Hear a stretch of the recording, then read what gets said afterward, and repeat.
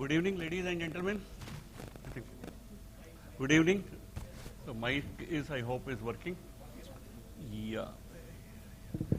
So, welcome to the one of the most anticipated event, which is normally a panel discussion, and it's my privilege to sit in a panel where the more than 3 managing directors are sitting in the audience, the panel, and maybe first time in my life I'm sitting with them as a 3 managing director in one panel, and give a warm welcome to all of them.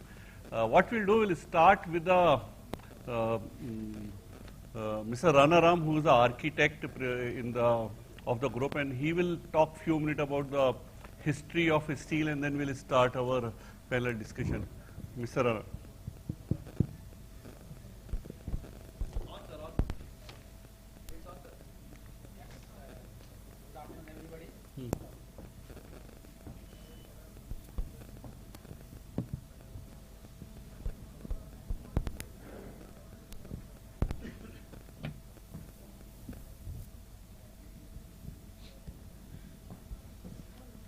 Good afternoon, everybody.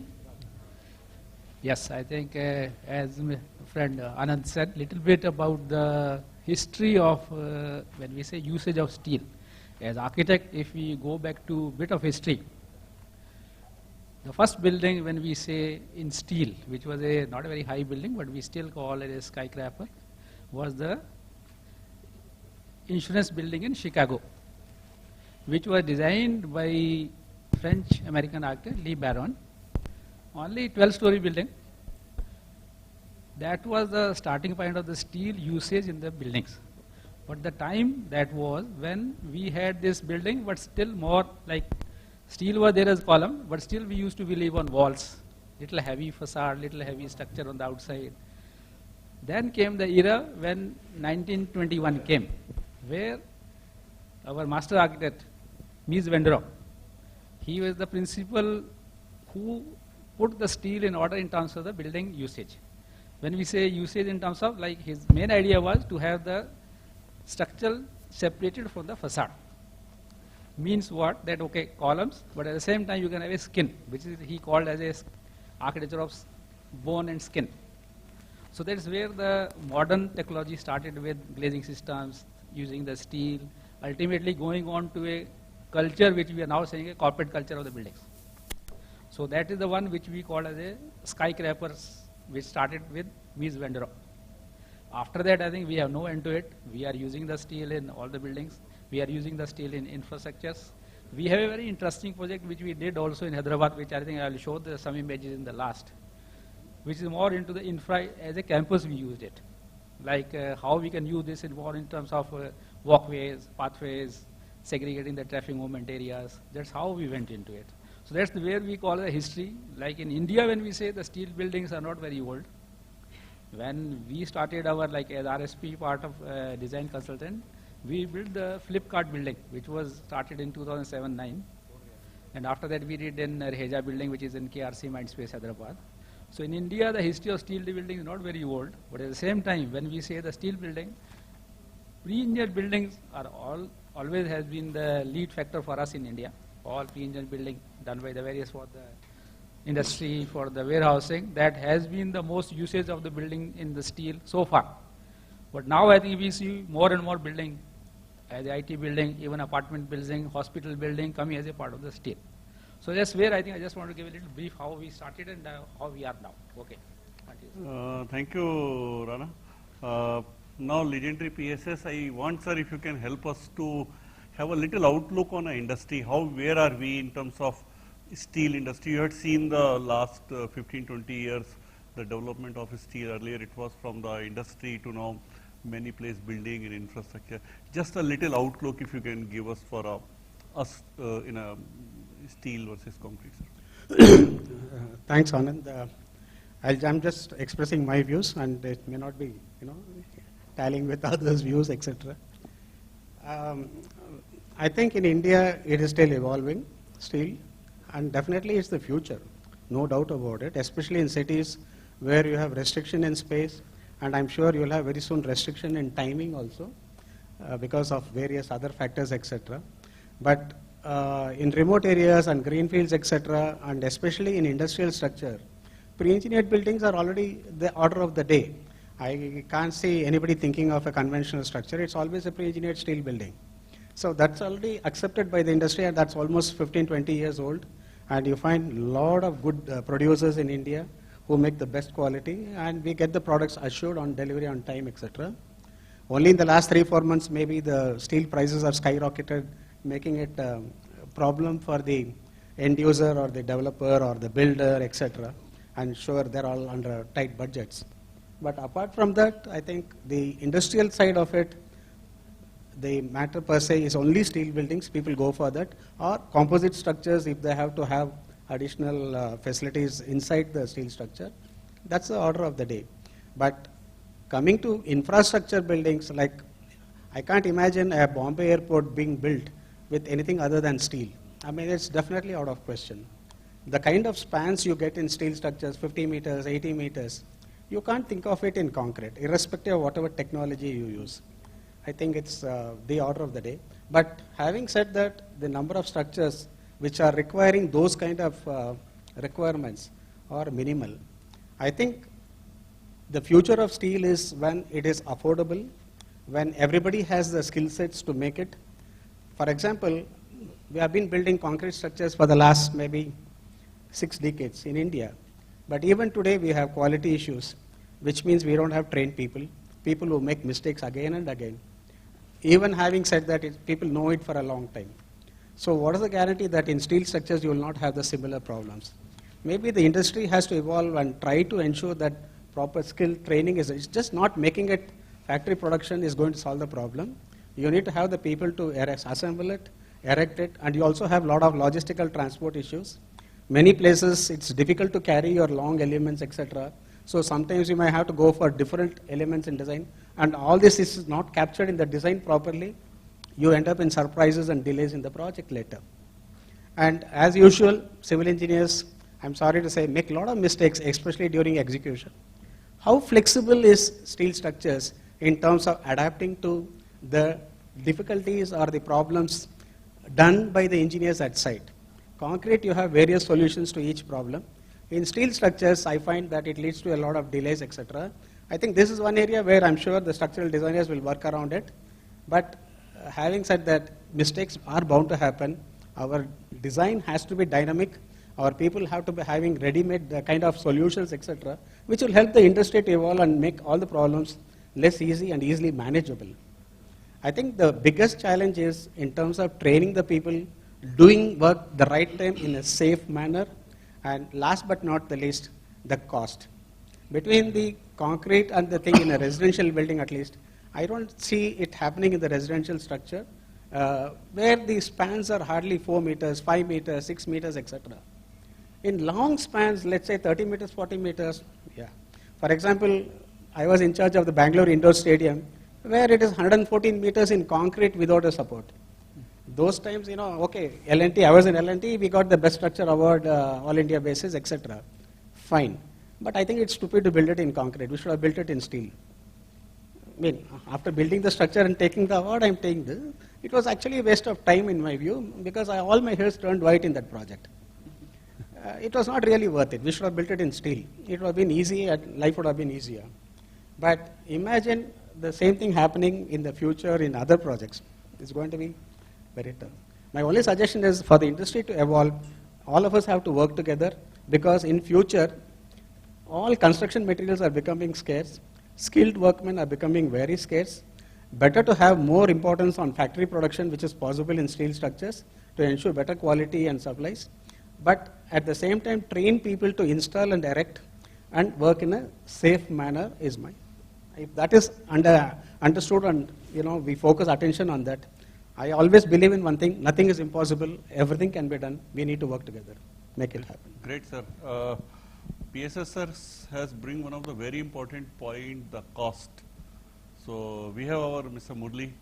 Murali, what is the cost trend in the industry in terms of steel building, concrete building, and with the new now post-pandemic, a lot of new developments are coming. So what is the trends which is getting into people taking decisions in the steel, concrete and all. Can you help us? Sure, thanks, Anand. So, of course, PSS touched upon the way back we started the prefab building even for the flight catering facility. So, there are a lot of projects we involved and delivered with the prefab and developed, evolved over other service lines like sectors like commercial building, data center. So, there is a kind of the number of buildings, what's happening. Of course, the infrastructure is completely exemption because by default goes on the steel building. So if you look at that buildings of commercial buildings, the cost delta, if you see that compared to conventional concrete, maybe ranging from 14-13% to goes up to 18%, depends on what kind of span and other time lengths. However, one thing we can highlight it in terms of the savings in time needs to be evaluated in line with what is the project revenue pattern. So that's, of course, we engaged in a couple of analysis in terms of what is a comprehensive analysis, not only just the cost, but also the other direct, indirect benefit in terms of the savings in construction time or availability of those tools and tackles which are all very unique for those steel buildings, and what was that contract model when we go for the conventional or something called design and build or lump sum kind of thing. So these kind of some factors also influence. So I can say anything between 14 to 18% could be the price delta for these projects. Anand. I find one interesting thing when we do the steel building, the predictability of cost is more precise. Concrete, you get more variation. Our calculation for structural steel were more precise. So from Murali, I'll come to designer and then we'll come to our partner on materials and all. Arun, what are the difference you're seeing in the design from the first high-rise building in Bengaluru, which trade tower you had done, and today is a lot more new building? What trend you're finding in design? IS code has made few changes, so you can touch upon that. And design challenges, what you're finding? Yeah, first of all, I mean, I see a lot of acceptance of steel buildings. When we did trade tower, we had to fight our way through, right? So market acceptance is one of the biggest things. But in terms of design, I mean, I would say there have been incremental designs. We heard earlier about the parallel flange beams and sections, so that is an increment.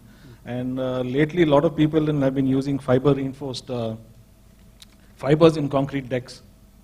So you eliminate the need for bar bending or putting your welded mesh mats. So that speeds up work. So that is gaining a lot of acceptance. There was a lot of doubts in people's mind about using this technology. Then you have this deep deck sheeting, which was not very popular because of the prohibitive cost of those days. It was done only by Chorus Steel. You had to import it from Dubai and all that. Now there is a lot of locally available and different depths available. So with that, you're getting, especially for commercial buildings, we see a lot of traction in that. You get fairly flat soffits. Architects are happy. MEP consultants are happy. Their services can run easily. Typically in a large span, you would go for castellated beams. Okay.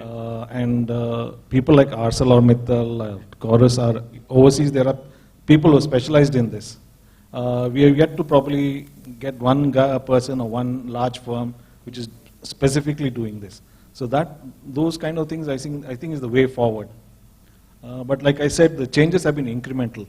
In any civil engineering thing, you know, there's a lot of inertia to change. So first of all, getting people to accept steel, and then improving on that.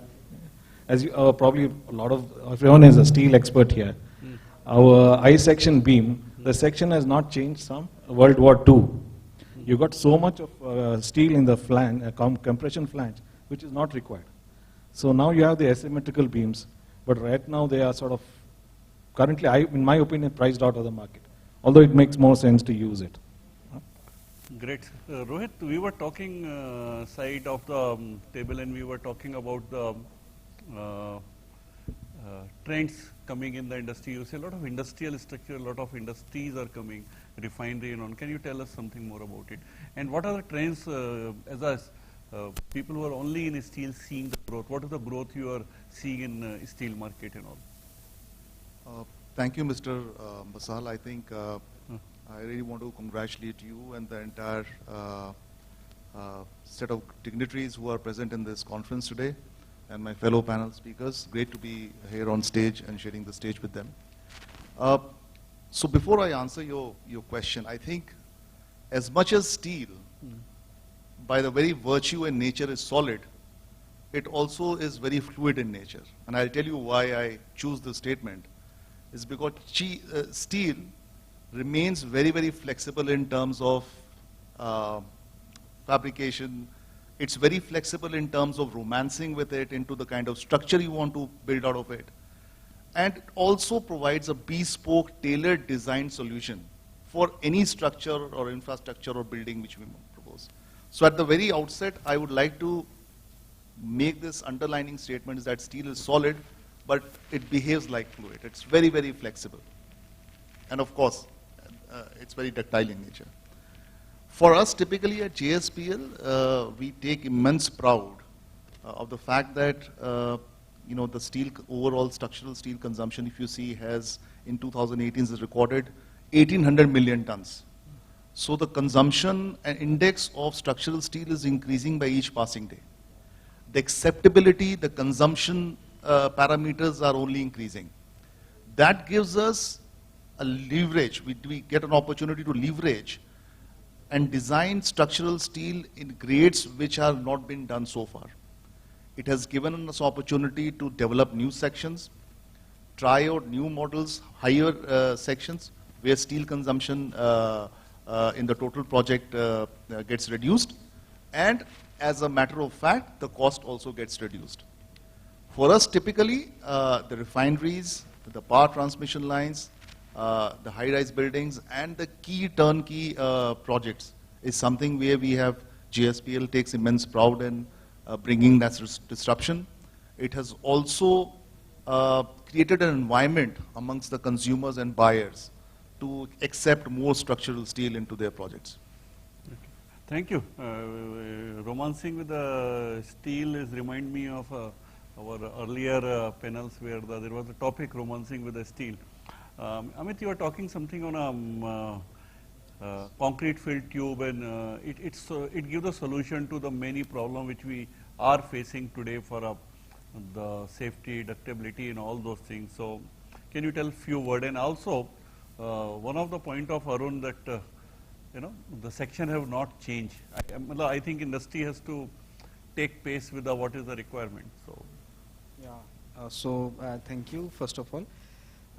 To reply to your first point, advantage of concrete filled tube. So this is just a very basic of say structural engineering to where we can have this opportunity to utilize the actual benefit of that particular material. Say, as I mentioned earlier, that concrete is good in compression and steel probably is good in tension. So when we combine these particular two material in a form of say concrete filled tube, so that gives advantage in terms of say speed of construction, and you're also saving in terms of say in RCC construction, one major component of the entire cost is shuttering of that particular structures, and it takes time and effort and safety.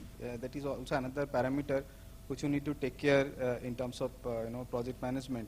So there also you are getting that benefit of safety as well as time as well as cost, and we can get much better floor area, and probably structure will be much more means more aesthetically beautiful as well.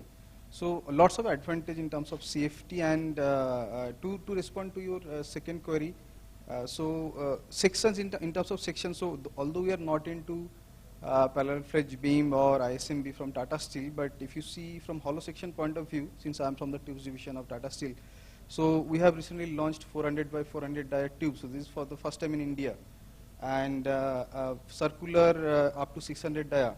So all these are very much relevant for high-rise construction, and with a thicker wall also, and it gives lots of flexibility for the structural engineer to also try and include in their structure. So another thing which is happening in terms of incorporating higher sections in IS codes as well. So earlier in IS 1161 and 4923 there was limitation up to say 400 and so. So now with the BIS, so the BIS is also working with a lot of professionals, and in going forward, lot of higher sections also will be incorporated in Indian Standard Code.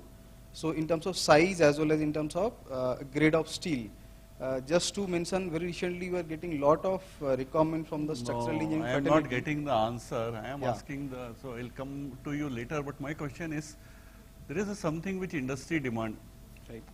Talking in tubes, but what I am seeing, there is a difference. There is a difference between material. A designer is wishing, I'll come to the construction part later. Construction is a much more challenge. So I'll come to you later on that. Rana, one question to you. When I am coming to the architect, today in high rise, we are going to, a builder is going to make a high rise if it is typically commercial. So there is a decent dilemma if it is a 20 or 30 story plus building, RCC or steel.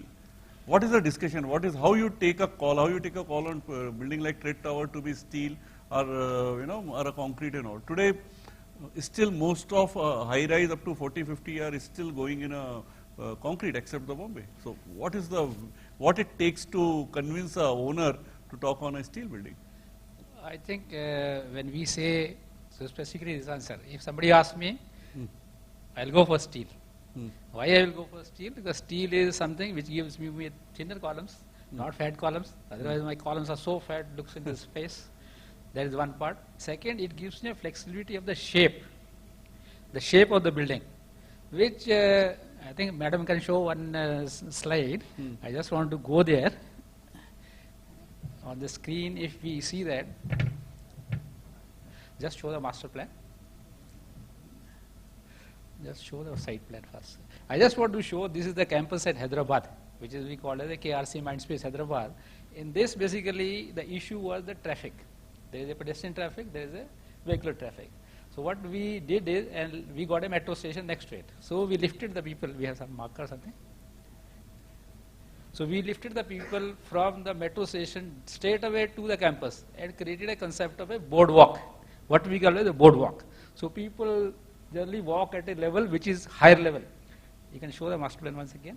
You don't have a pointer somewhere? Or I can run this cursor or something. So this master plan, when we say, I think I'll just go there only. So this was our, one metro station was here. So what we did is for the metro station, we created a boardwalk like this. This is the circle which is 8 meters above the road level. So this circle connects here, one node here, goes there, another node here. Everybody can go here, another node here, goes to this area. So what we did is created this whole up-level traffic, brought them down to a few locations, created the whole campus as a lift-up campus. All the pedestrians now are walking on to the upper level. Show the next slide. Press the button, next slide.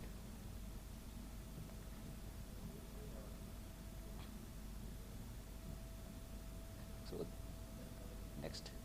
So this is the you can say this is the concept of a boardwalk. We created the circle above a circle. Around 8 meters high, people are walking upper level, getting some restaurant, getting some cafe, getting the lift, escalators. So everybody is like a bottom level is free of the pedestrian movements. That's how I think it gives me a flexibility. I created a 150 meter dia circle in steel. Go to the next. So this you can see the steel construction, we created a dia around a circle. Go to the next. So this is the formation of the base. So this kind of thing when we say in the steel gives a lot of flexibility in the shape. We can design the shape, we can create a shape, we can create an infra at a higher level. This is a very good example of like most of our campuses in India now getting choked with the traffic. You go to any campus, you go to Embassy Tech Village, you go to Manyata Business Park, people are crossing, people are rushing, people are not able to walk. So this, we already done it. I think people, anybody invited to see that campus is almost done now. People are walking, all the things are open now.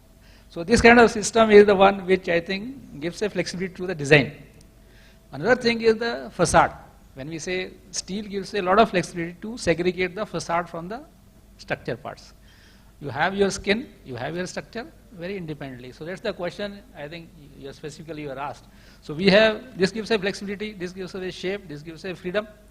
At the same time, as Sir said, and Mr. Sir also said, this is more ductile solution, more efficient solution, construction friendly. All these things happens to a positive side of it. Yeah, please. Thank you, Rana. Very interesting. Arun, the design part of it. Yeah.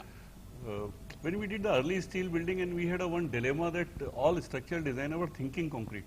They will design in concrete and then convert in a steel. That was a problem. You talk about connections, so they will go blank. Correct connection, because concrete you don't need connection. So where are we? We always discuss that there is a shortage of a really good designer in a steel. There are people, there are few very brilliant individuals are there who did it. But there is a shortage. It's the ecosystem is not as good as concrete. What's your take on that? I'm talking in terms of design only. Yeah, I agree with you. You actually took words out of my mouth. Yeah, when I started, long ago, we were talking 2D, hand sketches. But now there are enough software available in BIM, Tekla and all that, where visualization has become easier. So like you say, from a designing point of view, designing structural steel is very simple.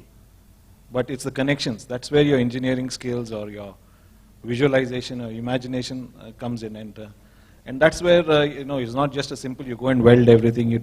Nowadays you have to bolt it. You don't trust the site welds and things like that.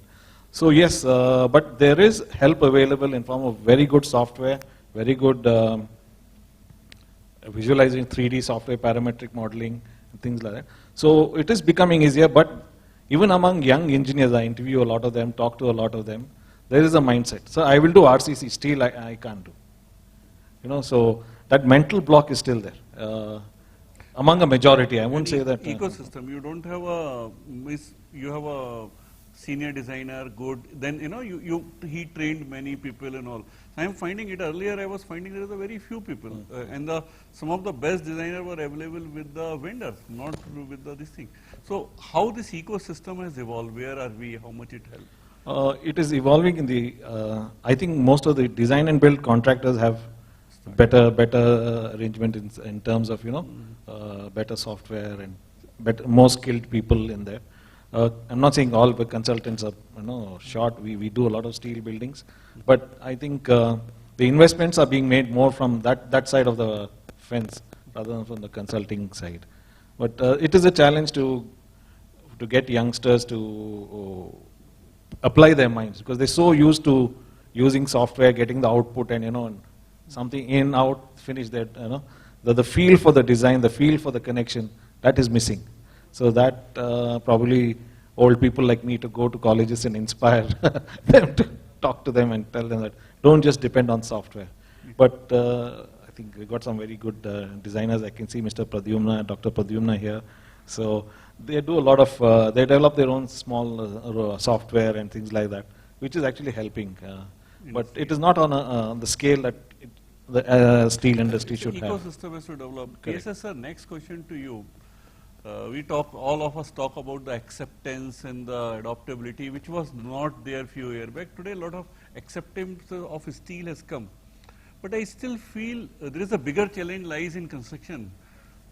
Still, a very large chunk of a construction professional doesn't understand steel, and probably that's a reason. You plan steel building, everybody will come and advise why you are planning. I will do better in concrete. So what challenge you see in steel versus concrete in construction point of view, the project management point of view? You have seen the both side of the story. Most of developer come and ask you for advice. So what is the take, sir? Honestly, Anand, developers rarely come and ask us because we are always chosen at the last when all the damage is done. That's the worst part. And we are always done, taken in only to solve a problem after the problem is created. That's the usual part. Anyway, having said that, I think the major challenge or the real problem in the industry is lack of knowledge and awareness and having the right people to do the right job. Like concrete, it has taken so many years and so many engineers have been produced. And unfortunately, even if you see in colleges today, I don't know what they really teach in civil engineering. They are not industry worthy. So many of them learn the actual part of it only after joining a work, or they really get to know the real nuances what the industry needs. I'm not saying their courses are bad, but they should also orient to needs of the industry. This is lacking right from our education system, so that should change a bit. And second is the lack of awareness and the trained people, and when people are not knowing things, they are hesitant and they refuse to take up the new one. I think that's the biggest challenge facing in the steel industry, because people don't know much about it, they are reluctant, and they pose innumerable hazards and stumbling blocks. Barriers are put in place, and this is all due to lack of awareness and confidence in the system. I think we need to educate and improve the confidence in the system. Unless that is done, you'll have these blocks to continue. But when people see that there is no alternative, but this is the only way to do a fast job and a quality job and a timely completion job, things will change. I think we have to wait for that. For example, many a times we have seen in the earlier days, we used to do a 2 lakh square feet building, maybe we used to take around 14 months, etc., in the initial stages. Nowadays, for Amazon, we do it in just 3 months. 6 lakh square feet, we do in 7 months. So that is the kind of speed that is the norm. You don't do that, you perish. You are not required anymore in the industry. So you better learn, adapt, and change, and be flexible. So learn, adopt, and change. Murali, the next question to you is, I know we might have not gone to PSS sir for asking the opinion, but we definitely came to you for a cost. Whenever the high-rise buildings are done, and this is the primary question to a cost specialist, what is the cost difference? And then you say from 450 rupees to 18 rupees. Time value analysis you do, yes, steel building is better for 20 story and above, but still there is a hesitancy is coming on high-rise. Few high-rises has converted, but still the large number is still in a concrete. So what is your take? Because you have been advising in this front a lot. So just to touch upon the previous question, Anand, you talked about how the client takes the decision on whether to go with a steel building or not. Of course, easy to say, but some of the parameters, I recall that one project, a little over 1 million square feet, from the day when the client was very clear, okay, I want the building with a straight line, no curves at all. So, which is definitely promoting the kind of we can explore for the steel building. Second one, it came like, in time. So the property is already been purchased, not leased. It's a kind of investment is already been made, and the existing facility they need to relocate within some stipulated time. So it's like kind of projects where L&T was executed the cost plus job for Reliance. The time is the only essence. So kind of, so that's made that projects definitely should explore and go ahead for the steel building in Bangalore. Because what I'm saying that few factors, is it the clients set the example or they set the expectation, this is my criteria for this project, explore what is that additional or cost premium, but comprehensively if you look at it, what the overall cost, real estate cost or the lease cost they saved compared to the concrete. I think they have done a lot of analysis, including the finance and things, has come out to some positive side. So, but in terms of the cost, always it's talking about what is the contract model, strategy to go with, whether it's a traditional model or the lump sum or the cost plus, how to take the advantage, of course. Recently we come across a lot of projects where the major modifications, some few projects initially designed for commercial building, now they are getting into the healthcare kind of thing. So there's a major modification which we need a steel building would have been there, probably the flexibility or conversion would have been much more easy than the typical concrete structure. So these are all some factors with the project's nature, probably it will also helps in terms of finalizing the cost favoring the type of steel buildings. Thanks, Murali. My next question to both from GSW and Tata, JSPL and my mistake, my apologies, JSPL and Tata, Mr. SANTRA. Look, industry, if you talk like this, I always ask, is if you see construction industry with a size of GDP is very close to $1.5 to $2 billion, very close to it, roughly I'm just giving. Wherever you go to steel industry whole, entire steel industry is not even touch $200 million. I'm just giving you a number. And this growth of 10-12%, you're not going to compete or do anything in the overall growth of it, and it has to come from within. So what are you doing as a short answer? What are the you can do as an industry? I have a lot of wish lists to, you have to convert 100 to 100% growth. There is opportunity. Absolutely. In no uncertain terms, there's a latent opportunity. India's per capita steel consumption is about 60 odd kgs vis-a-vis any advanced nation where the US, per capita. UK, US, yes. UK, yeah, So it's about 250 kgs. So yeah. that's almost more than 3 times the consumption. That's number one. Number two, this consumption parameters and index has only been increasing by each passing day. In India, traditionally, we are opting for conventional methods of building. I think it's about time where people have started to, we have stirred a debate in the society at large that steel, by the sheer strength and its ductility, is the most disruptive and innovative ways of building. And I think gradually in the next 2 to 3 years, within a short term to a mid term, you will see migration of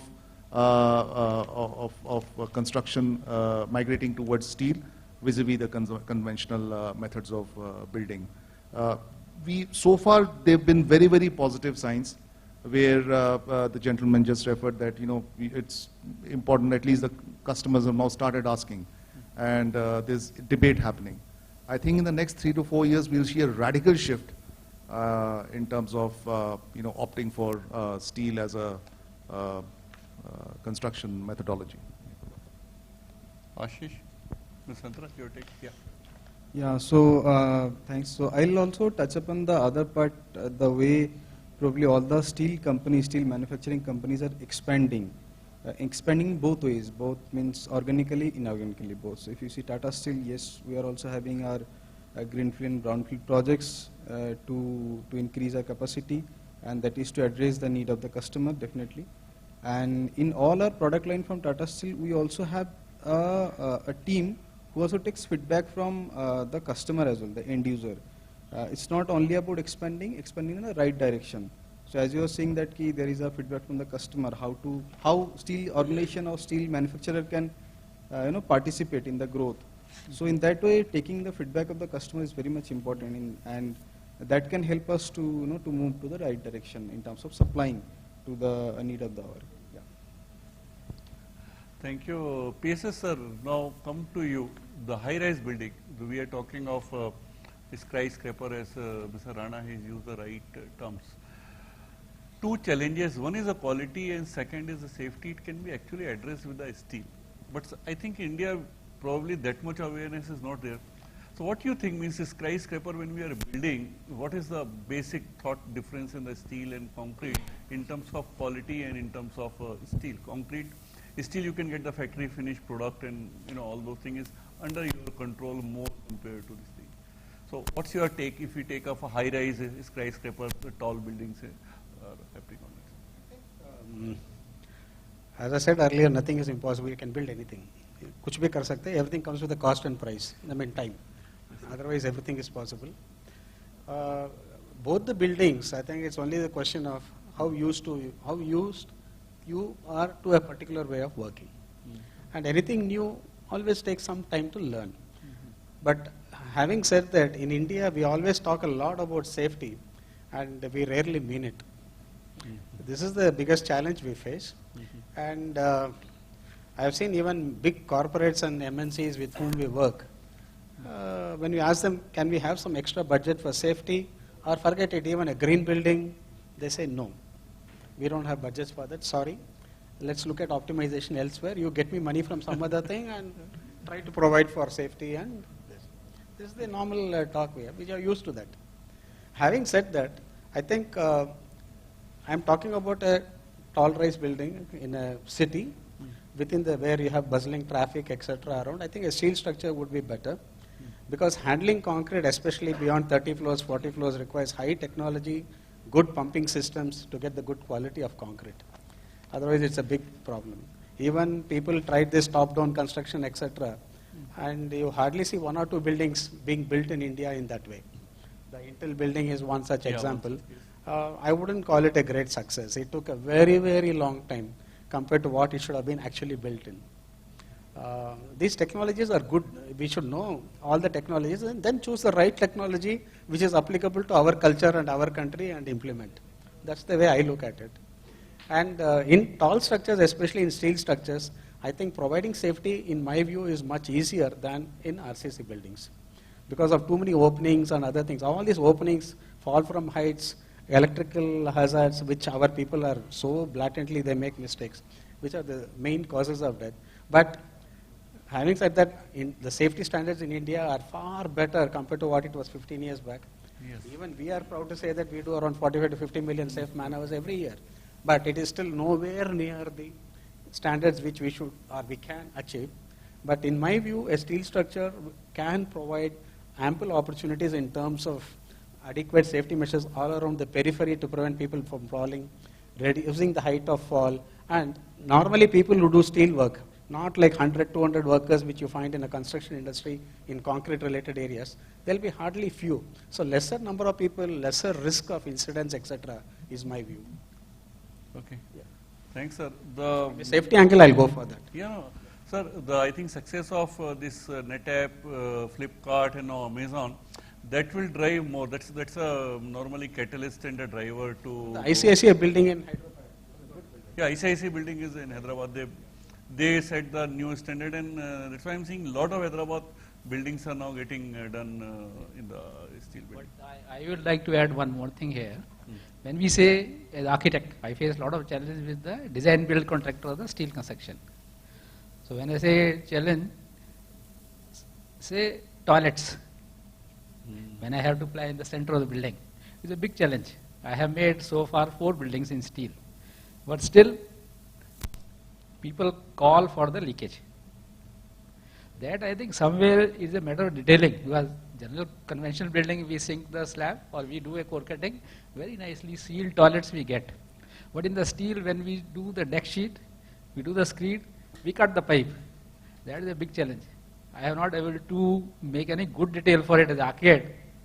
But design build contractor, many times they say, no sir, this will work, this sealant will put, this sealant will put, this ultimately the false ceiling happens. The false ceiling sometimes then you will see this thing, some drop is there. So that industry, I don't know when we are going to stop that development.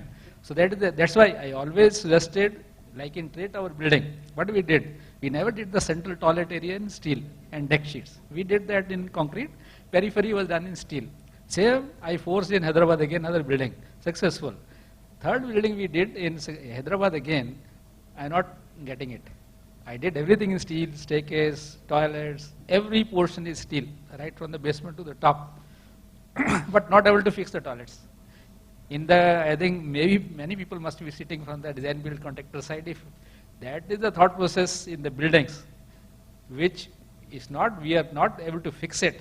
People again will go back, oh sir, this technology doesn't work, let's go back to our, back home to our concrete only. So this kind of thing we have to fix up. Facade, we have very good people. Facade engineering is done nicely by many contractors are good, many of our, I think developers are doing good job. Toilets, I am only worried. Toilets, I never got fixed onto it. So finally, still challenges reach to the toilet. Toilet, ultimately toilet. Because when I, as architect, every client will call me in the middle of the night. Okay, sir, your toilet, I am seeing one peak on the slab. Irrespective of steel or concrete, maximum coordination is required in the Toilets. Especially steel is little tricky. Other still able to fix it. Because that's the one question I think we all have to answer it while going to the micro detailing of these buildings. Infrastructure work, we can do a good job. That's nice. Next round we'll take audience question. Arun, second question is sustainability. So with your sustainability and with Murali, I want to ask about the time value analysis. We'll talk. So what is the sustainability? Steel is more sustainable. India will not reach the stage that we are recycling building, but the... That's my point exactly. Steel is a highly recyclable material. So it's very economically friendly. You take it out, use it in another building, modify it, use it, you can do it.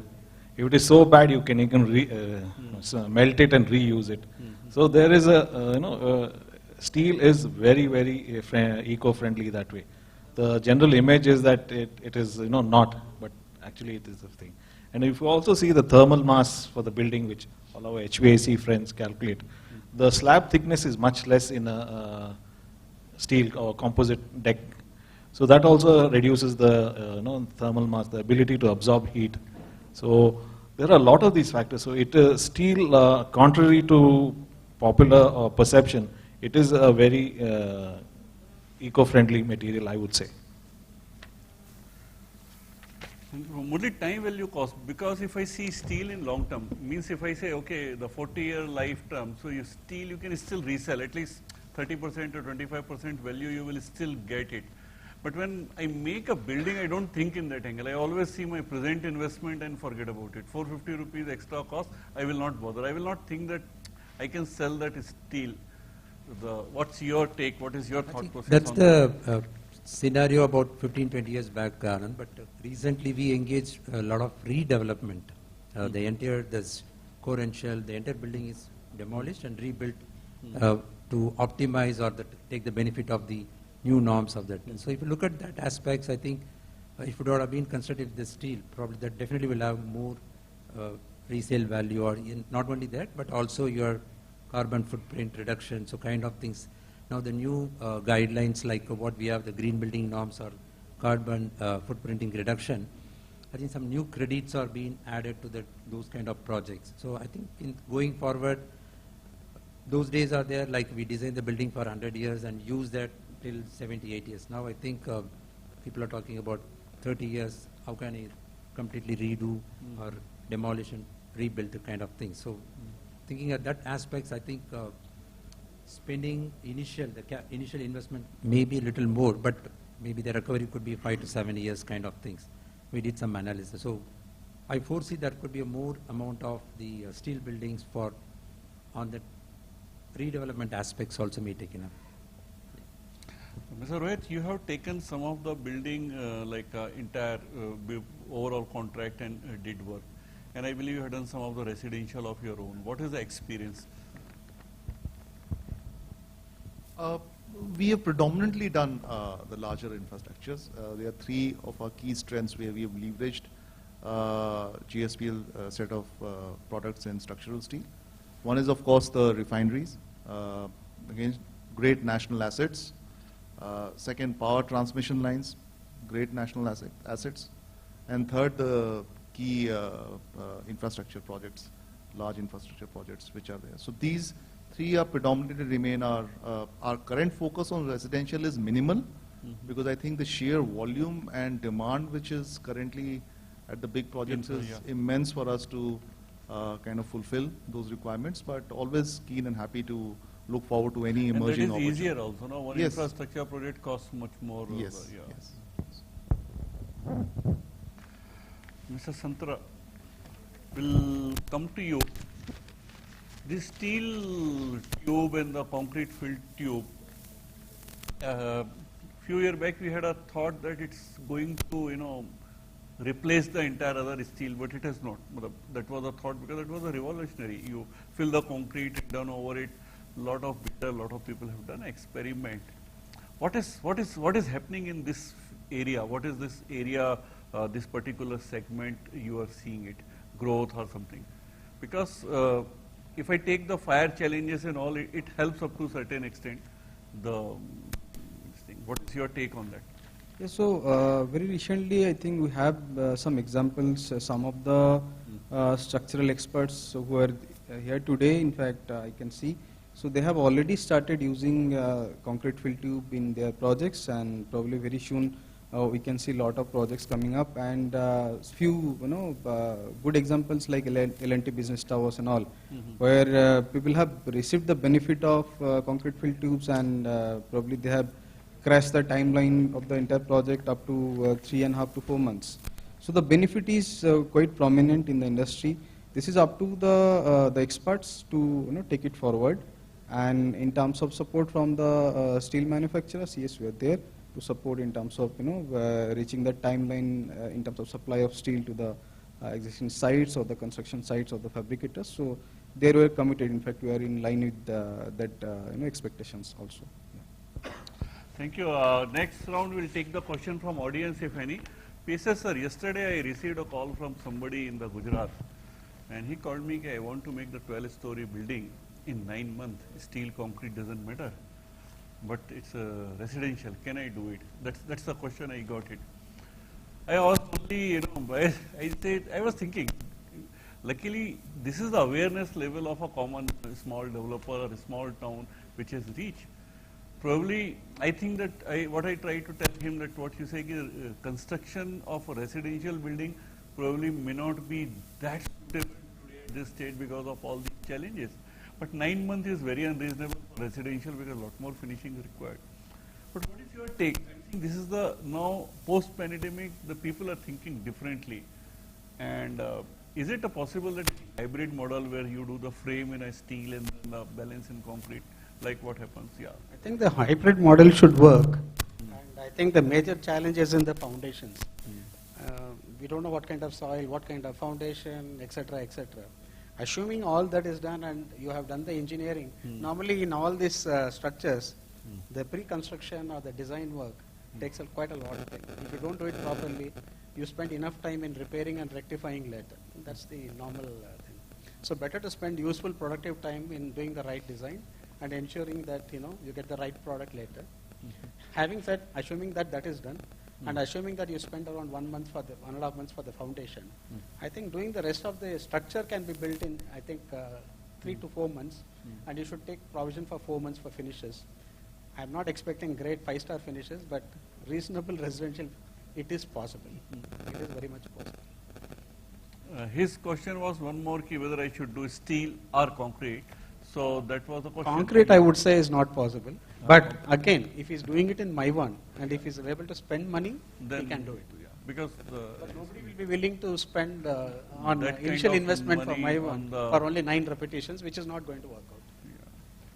Again, all these things, in India, we are always asking, kitna mail deta hai? So, cost-benefit analysis is always the key to everything. Murali, what is your take on this cost trend? You are observing almost like 15-20 years of cost trend of construction industry. I'm not only asking steel, construction industry and the steel industry. What is your take? Where are we going in a cost trend in the overall industry as such? I think that this year, 2021, beginning till now, the last 10 months, certainly there is a lot of inflation in the basic material, being LME index or cement price. We did some couple of projects analysis. What was planned to start and finish the project in the year 2021, and because of the surge in the market, be it a fuel price or other material price, it's a substantial jump. Previously, typically what happened, 4 to 5% could be the general inflation trend, but this year till now, probably you can say about 7 to 9% kind of trend. So which is the 3-4% additional is a lot of investors, those who plan for the return in the kind of period, it's impacted a lot. I would say that probably the forecast is like next 2022 could be a kind of cooling off period in terms of the large material price or the construction inflation rate. So those things goes well, probably the 2022 could be the kind of balancing out what we sudden surge in the 21 period. Developers are basically the end user. Suppose it's a company, their take is different. But if you see developer who are selling for money and all, so it is a huge impact already. So possibly they may not want to take the additional burden. That's true. Even some of the MEP, the cost, the price, what has been awarded, though the subcontractors are coming back and say, sorry, the copper and the aluminum price has just rocketed this year. So out of contractual aspects still that owners and the developers are considering to some extent to comp off some of the inflation that is outside of their, the contractual framework. Okay. Sir, I'll invite a few questions from audience. My request is very simple. We have a limited time. If you have a question, please ask. It has to be question, not the self-praising or giving the knowledge. So, sorry, but please take your time and please ask whom you are asking the question. Sir. I think your mic is not working.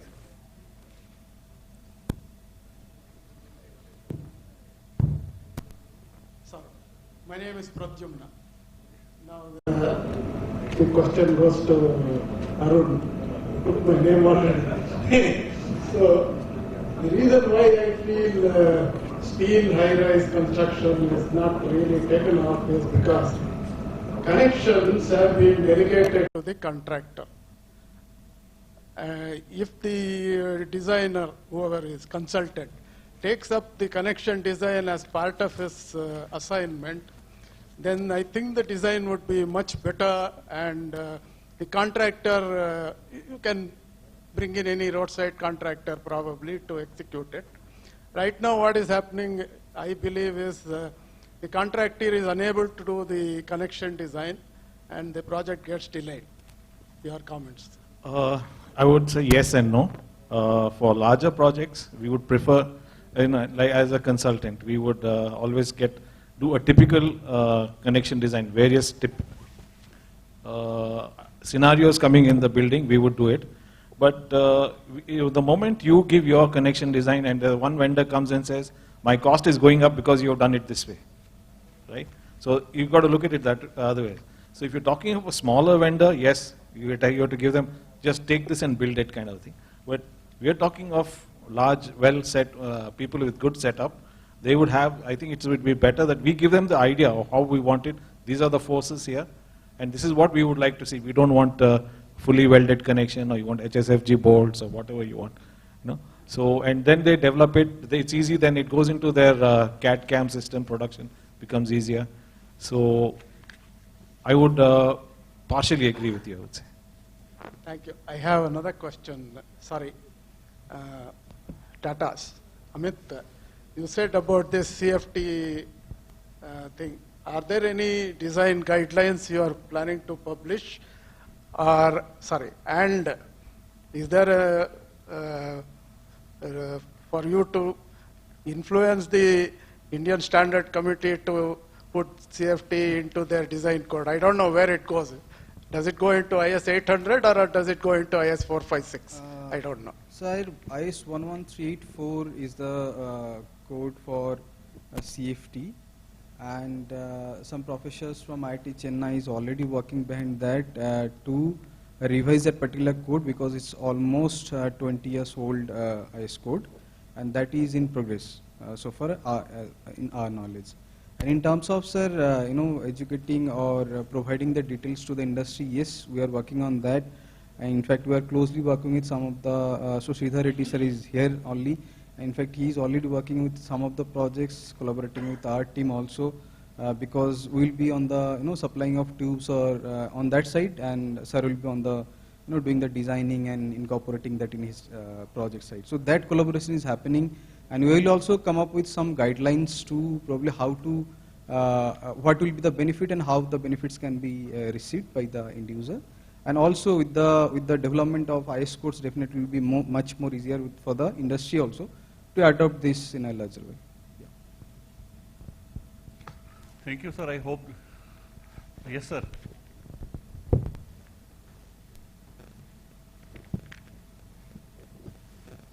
My question to Jindal and Tata. So, are you planning for any education program for the students community? Because you people are corporates, so are you spending any program like that? Or because experts are here, so we can share the knowledge with the students so they can get benefit out of it. I really want to thank you for this invaluable feedback. I think this was something which, quite honestly, was not in our radar. And I really want to thank you for this great suggestion. I think it's about time we must do it. Haven't done it so far, but would be seriously taking note of it. Thank you. Because when I went to college, the student was not able to answer 1 meter by 1 meter by 1 meter concrete block, how is it weight? Still also they could not answer anything, because they have to educate them to our industry requirements. I just have one small input. From SCS team, we are planning, and we are in process of talking to all the universities so that our SCS series of event can be live telecasted at the university, and that will be free from our end for all the students. Yeah, I think I forgot to mention, this is started 2-3 events back, couple of colleges got benefited, And also they are going to next level that, you know, some university and all want specific input or some specific teaching on some area, so we can request our expert to help them. So, good job. Very well. Yes, sir. Anybody more question? Let's take few. Time is running out. Yeah. Good evening. Yes, I have one question for our Tata. Going for fire resistance painting, yes, of course we are doing it. But is there any possibility of making a, say, during the chemistry, by changing the chemistry itself, is it possible to make a 2-hour fire rated sections with a utility factor of 1? Is it possible? So that all the paints what we are having, though it is slightly increasing the cost, no problem. All put together with the fire painting which we are doing at site, so that will come down to a drastic level. Is it possible?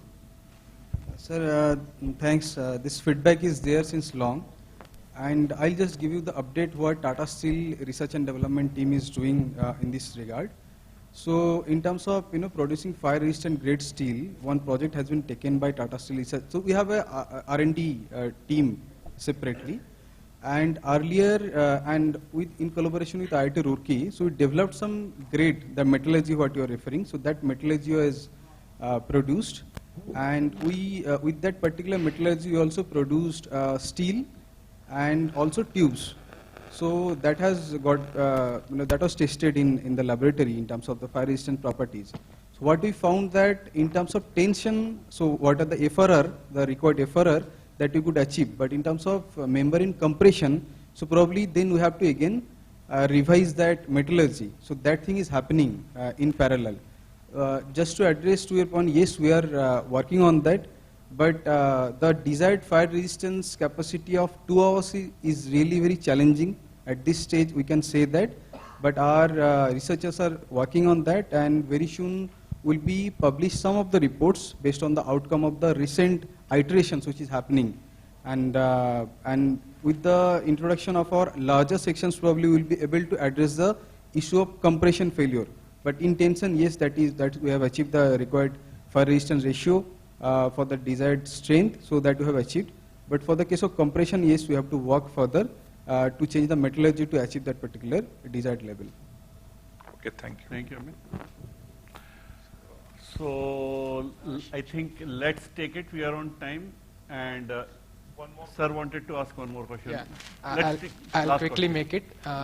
See, just now we talked about a lot of composite structures using CFT columns, composite beams, and slabs, and also. So my one request to Tata Structura.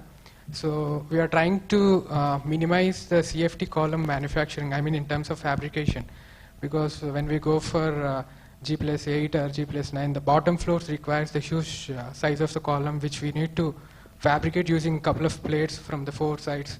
Continuous welding, in-style stiffeners, all those. I understand from your point the larger sections making is not yet evolved in Tata Structura, but however, beyond certain floors we are going to use the section sizes within 400, 500 and 600. And when we do a detailed connection designs to the face of the structure, I mean to the face of the column, we always require a stiffeners inside our steel columns. So one area you can explore is if you can pre-weld the stiffeners inside your hollow section and mold it and do a fusion welding. So it will be much helpful for, because introducing a stiffeners inside the hollow section it's not a possible way. So that one thing I just want to I think Tata and JSPL need lot more interaction and feedback. They are the, no, I'm seeing that is a good feedback to whatever the customer wants. So just to quickly respond to your query, so with the present process of manufacturing, it's not possible to integrate the stiffener inside the tubes. Yeah. Correct. So I'll get back to you probably. Some developments are happening, taking support from IIT Roorkee as well in terms of detailing of tubes for frame structure specifically. So, but yes, in terms of the present manufacturing process, not possible. But yes, we have to find out some alternative. Since we are talking a lot about using tubes in building structure, but we have to also come out with the solution for the connections as well. So noted your point. Hello, sir. We are from BHEL. We do involve in coal handling and ash handling structures. where we consume around 30 to 40,000 tons of steel for each project. Due to sudden rise in steel prices, we have a lot of contractual issues and very difficult to control the price. It is an open question, and what are the suggestions on how to control the overall contract price? Any technology changes or any change in design which anyone is adopting but reduce the cost? We have a contract specialist. Murali sir, you want to take? I think Rohit want to talk first. I'm not an expert, but I will like to attribute it to two reasons. One is steel prices are governed on two parameters. One is the international price. Second is the cost of input prices, the raw materials. So it's not that any steel company will one fine day get up in the morning and they decide to increase the price, will happen. No, it doesn't work like that. There are governing factors. So, and I think, we'll all agree that steel prices going up and down is just part of the entire game. It's part of the package. It's been like this for years. I don't think whether how long it's going to be like this, but ostensibly, in the near future, it just seems like it's going to be working in the same fashion, going up and down. It's just part of the cycle and the demand-supply index. Sir, any new design methodologies being adopted to control the cost or optimize the structural tonnage, how people are dealing in the contracts? Or just going with that? I don't think there's any specific design we have adopted or I know of just to control because I am assuming when the initial design is done, it's an optimized design. So I don't think we would cut any corners or take any shortcuts just to bring the price down. We are controlled by the codal compliances and. I think it's a difficult situation, but again, the more of a contractual issue than the steel issue or something. So I think we'll pass as a panel with a limited. I was thinking to talk to Mr. Murali, but I think it's more of a contractual issue than your steel issue as such. So with this, your last question, sir. Yeah, I am from BHL, sir. This question is to Tata, AMIT, sir. Regarding this tubular sections, so if I have gone through your list of products, so actually in our projects, what are the NTPC specifications, whatever the state electricity board specifications are there, they have a stringent norm like you have to use minimum 6 mm thickness of tubular sections. So the entire concept of optimizing the structure or this has gone because majority of your thickness of your tubular structures is 2 mm, 3 mm, 4 mm, 5 mm. So if you go 6 mm and beyond, there is no reduction in this weight of the structure. So do you have any plan do you have this feedback? I'm not sure. So if you have the feedback, I request you to influence our customers or whatever the industry experts to include all types of thicknesses in the project specification, so that it will be good for the reduction in the steel weightage also. Noted, but the point is all the designs are done, governed and guided by the Indian standard codes, right? And if you see our brochures, this is also guided by the Indian standard codes. For tubes, say 116, 4923 are the codes. We are also supplying to NTPC for lots of projects, but we have not received this feedback. So just, this is a very specific queries, I hope. So we'll try to understand more on this. So if any feedback to be given, so we are in touch with NTPC, with the central team as well. Okay. So this particular feedback was not there for us specifically. So most of the specifications, they have this specific requirement, like all the tubular sections should be 6 mm thickness and above. So that's what my request to you is. Can we request take it offline? Sure, finish the panel discussion. You can discuss, and if your requirement is 25,000 ton, they will definitely listen.